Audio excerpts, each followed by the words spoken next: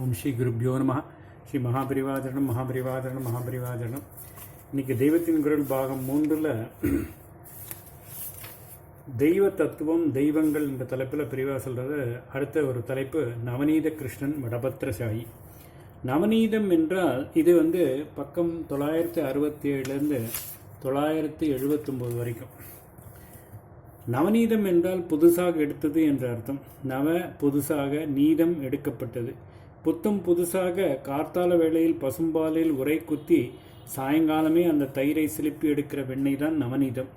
முதல் நாள் ராத்திரி உரை குத்தி மறுநாள் வெண்ணெய் எடுக்கிறது பழம்பற்று என்கிற மாதிரி தான். ராவேளையில் சூரியனுடைய பரிசுத்தி செய்கிற வெளிச்சம் இல்லாததாலேயே ராத்தங்கின பண்டம் அவ்வளவு ஸ்லாக்கியமில்லை என்பது. நாமெல்லாம் பசுக்கள். நம் மனசு வெள்ளை வெள்ளையரென்று பாலாக இருக்கணும். அப்பொழுதுதான் கண்ணங்கரையில் என்று இருக்கிறதால் கிருஷ்ணன் என்றே பெயர் வைத்து கொண்டவன் நம்மிடம் வருவான். அது வெறுப்பை தருகிற கருப்பு அல்ல, மோகத்தை உண்டாக்குகிற மேகத்தின் கருப்பு. கனஷ்யாம் கனஷ்யாம் என்கிற போது கன என்றால் மேகம் என்று அர்த்தம்.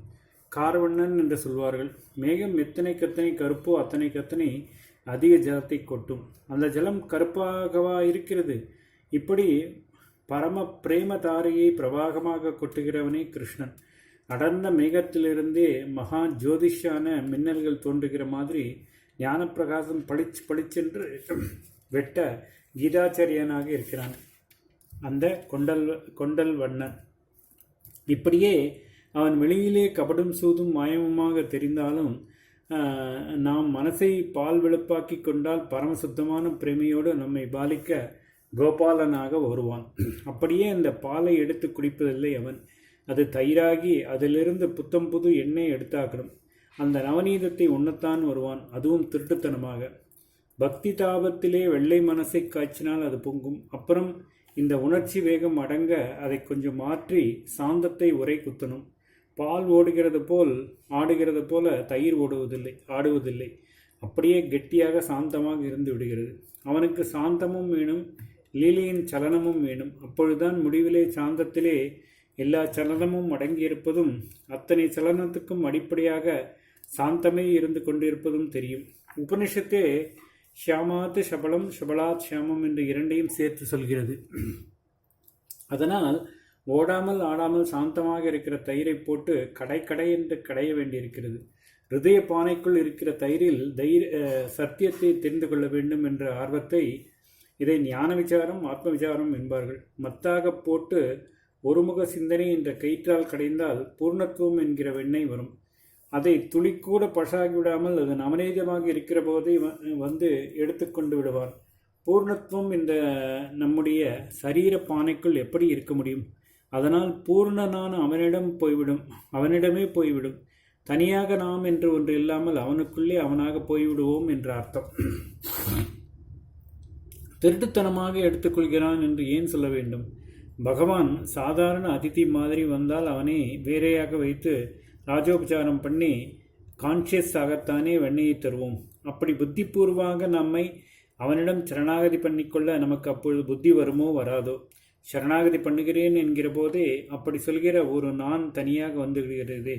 இதனால்தான் நமக்கு தெரியாமல் நாம் அன்கான்ஷியஸாக இருக்கிற போதே நம்மை எடுத்துக்கொண்டால்தான் உண்டு என்று திருடனாக வருகிறான்.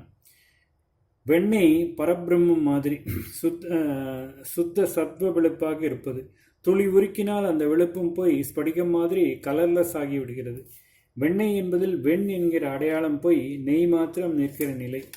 எந்த கலரிலும் அது சேராது. அதன் ருசியும் இப்படித்தான். மதுரம் என்று சொன்னாலும் வெண்ணெய் வாஸ்தவத்தில் தித்திப்பு இல்லை. சர்க்கரை தேன் மாதிரி இல்லை. ஷட்ரசம் என்கிற 6 சுவைகளில் அது எதுவும் இல்லை. அதன் கலர் ருசி எல்லாம் சாந்தம் என்றுதான் சொல்ல வேண்டும். சம்சார ஆட்டம் போக எதிர் திசையில் பலவிதமான சாதனைகளில் அழுகை, மயிர்கூச்சு, பாட்டு, நர்த்தனம் என்று ஒரே ஆட்டமாக ஆட்டி சிலுப்பிய பின் உண்டாகிற இந்த பரம சாந்தத்தை நாம் அடைகிற போது நம்மை நாம அறியாமலேயே தனக்குள்ளே கொண்டு போய் வைக்கிற பரமாத்மா தான் கிருஷ்ணன். வெண்ணெய் ஜலத்தில் இருந்து கொண்டே அதில் ஒட்டாமல் இருக்கிற மாதிரி பால் ஜலத்தோடு அப்படியே கலந்துவிடும். அப்படி இல்லாமல் வெண்ணெய் தனியாக மிதக்கிறதே, அந்த மாதிரி நாம் லோகத்தில் இருந்து கொண்டே அதில் ஒட்டாமல் இருந்தால் நம்மை அவன் எடுத்து அப்படியே முழுங்கி தனக்குள் வைத்து கொண்டு விடுவான். ஆக நம் உள்ளம்தான் அவனுக்கு வேண்டிய வெண்ணெய்.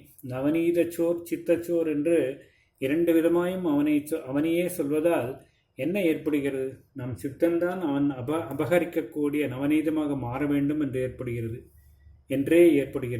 இப்படி ஒரே திருட்டு விளையாட்டு, பறக்க பறக்க ஒவ்வொரு இடைச்சி வீட்டுக்குள்ளும் ஓடி உரியிலே ஏறி தாழி உடைத்து நிர்தூளி பண்ணுகிற விளையாட்டு செய்கிறவனே சாது குழந்தையாக ஆளிலை மேலே படுத்து கொண்டிருக்கிறது.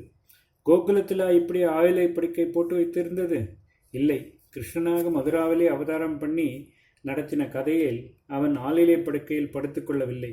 வேறே எப்போதோ மார்க்கண்டேயருக்கு தன் மாயா விலாசத்தை காட்டுவதற்காக பிரளயத்தை காட்டினான். அந்த பிரளய வெள்ளத்திலே தான் ஒரு ஆளிலை மேலே படுத்துக்கொண்டு குழந்தையாக தரிசனம் தந்தான். ஆலமரத்தின் கீழே உட்கார்ந்து கொண்டு ஞான வயசம் பண்ணுகிறார் பரமேஸ்வரன்.